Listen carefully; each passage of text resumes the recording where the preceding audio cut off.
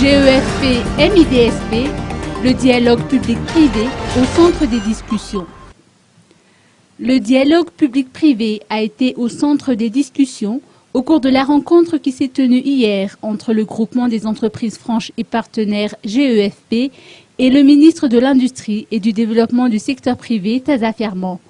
Ce fut une occasion pour le GEFP de féliciter le ministre pour sa nomination à la tête de ce département qui chapeaute le dialogue public-privé. Selon les précisions de Charles Gibelin, président du GEFP, un certain nombre de thèmes et d'idées ont été abordés pour renforcer ce dialogue et faire en sorte qu'il soit le plus productif possible. D'idées pour renforcer ce dialogue et faire en sorte qu'il soit le plus productif possible et qu'ensemble on fasse aboutir un certain nombre de sujets. Ce qu'on disait aussi, ce n'est pas uniquement les problèmes, mais c'est également les projets d'avenir. D'accord.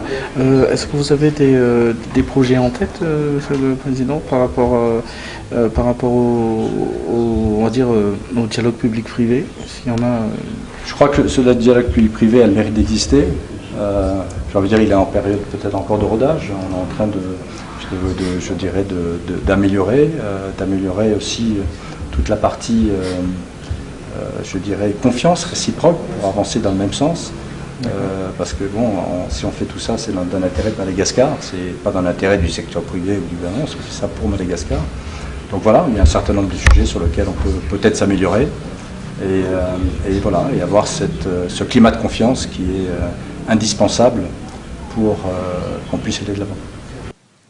Le ministre Taza Fiarman a indiqué pour sa part que le gouvernement est disposé à apporter son appui au secteur privé, notamment aux entreprises franches.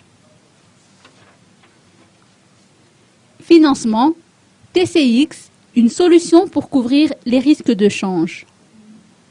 The Currency Exchange Fund, plus connu sous le sigle TCX, fait partie des participants à la conférence des investisseurs dans le domaine des énergies Wind Power Madagascar qui se tient au Carlton à Nuus. Leur objectif est de promouvoir les instruments de financement en devise locale, comme nous l'explique son vice-président. Il a insisté sur le fait que la devise locale à long terme est aujourd'hui possible.